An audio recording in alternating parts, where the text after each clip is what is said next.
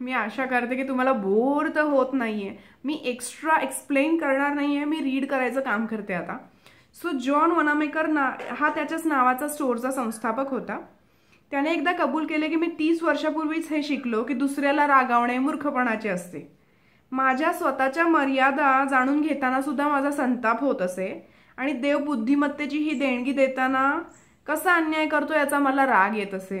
So वनामेकर हा धडा खूप लवकर शिकला, पण व्यक्तिशः माझा अनुभव असा राहिला, म्हणजे लेखकाचा अनुभव, की आपली कितीही चूक असली तरी 99% वेळा लोक कबूल करत नाही. हे मी वर्षानुवर्षे पाहत आलोय. टीका ही निरर्थक असते, कारण त्यामुळे तो माणूस दुखावला जातो, स्वतःचा बचाव करण्याचा प्रयत्न करतो आणि मी कसा बरोबर आहे हे सिद्ध करण्याचा प्रयत्न करतो. टीका ही धोकादायक असते, कारण त्यामुळे माणूस जखमी होतो, त्याच्या स्वाभिमानाला धक्का बसतो आणि तो रागावतो. आता B.F. स्किनर नावाचा एक मनोशास्त्रज्ञ होता. त्याने त्याच्या प्रयोगावरून असे सिद्ध केले की प्राण्यांना जर त्यांच्या चांगल्या वागणुकीबद्दल बक्षीस दिले गेले तर ते अधिक लवकर आणि परिणामकारक शिकतात, आणि त्यांना जर त्यांच्या दुर्वर्तनाबद्दल शिक्षा दिली गेली तर ते काहीच शिकत नाही. आणि नंतर त्यांनी मानवांवरील सेम प्रयोगानुसार, म्हणजे समान असाच प्रकारे प्रयोग त्यांनी मानवांवर केला आणि त्याच्यातून तेच सिद्ध झालंय की टीका केल्याने कायमस्वरूपी परिणाम साधत नाही, उलट संतापच वाढतो.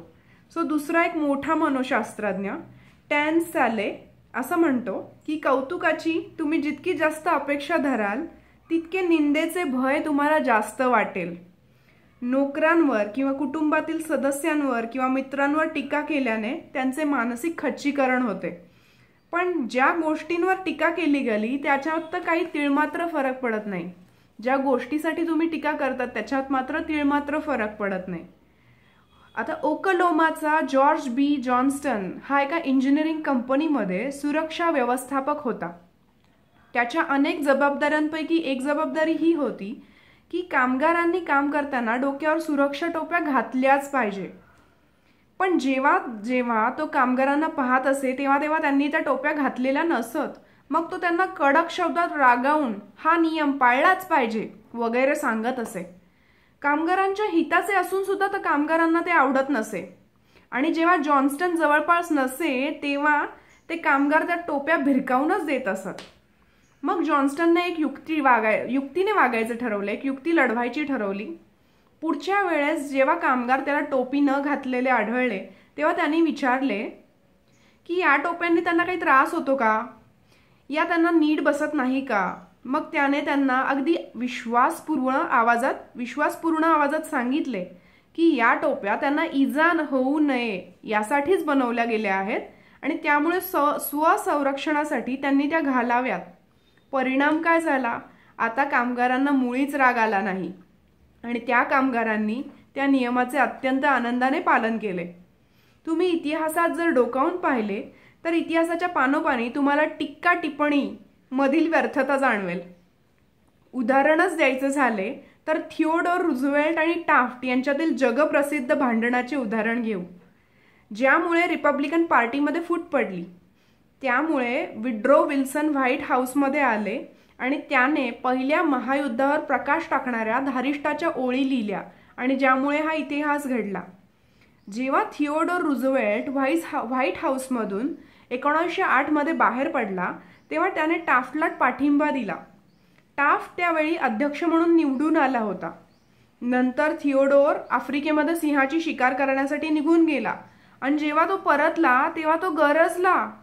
त्याने टाफ्टच्या पुराणमतवादीची खूप निंदा नालस्ती केली, कारण त्याने तिसऱ्यांदा अध्यक्षपद मिळवण्यासाठी अर्ज भरला होता आणि बुल मूस नावाचा जो पक्ष स्थापन केला होता आणि GPO बरखास्त केली होती. त्यानंतर झालेल्या निवडणुकीत टाफ्टने आणि रिपब्लिकन पार्टीने फक्त वर्मॉट आणि उटाह या 2च राज्यात यश मिळवले. पार्टीने आतापर्यंत अनुभवलेले हे सर्वात मोठे अपयश होते. थिओडोर रूझवेल्टने टाफ्टला दोष दिला, परंतु अध्यक्ष टाफ्टने स्वतःला दोषी मानले का? नक्कीच नाही. डोळ्यात अश्रू आणून टाफ्ट म्हणाला, मी जसे वागलो त्यापेक्षा असे वेगळं वागू शकलो नसतो. मी जसे वागलो त्यापेक्षा वेगळे असे मी वागू शकलो असतो असे मला वाटत नाही. चूक कोणाची होती? रुजवेटची होती की टाफ्टची होती? कोणास ठाऊक. आणि मला त्याच्याशी घेणे देणंही नाही. सांगायचा मुद्दा हा की थिओडोरने कितीही टीका केली तरी टाफ्टने तो चुकला असे कबूल केले नाही. उलट जसे जसे रुजवेल्टने टीका केली तशी तशी टाफ्टने त्याची बाजू पटवून देण्याचा प्रयत्न केला, अधिकाधिक प्रयत्न केला. शेवटी डोळ्यात अश्रू आणून तो म्हणाला की मला असे वाटत नाही की यापेक्षा वेगळे काही मी वागू शकलो असतो. तर अशी खूप सारी उदाहरणं आपण बघतोय की ज्याच्यामध्ये व्यक्ती स्वतःच्या चुका एक्सेप्ट करायला तयारच नाहीये. तुम्ही तुमच्या घरामध्ये सुद्धा बघत असाल, फ्रेंड्समध्ये बघत असाल की लोक चुका एक्सेप्ट करत नाही. सो पुढचा व्हिडिओ बघूया. बाय.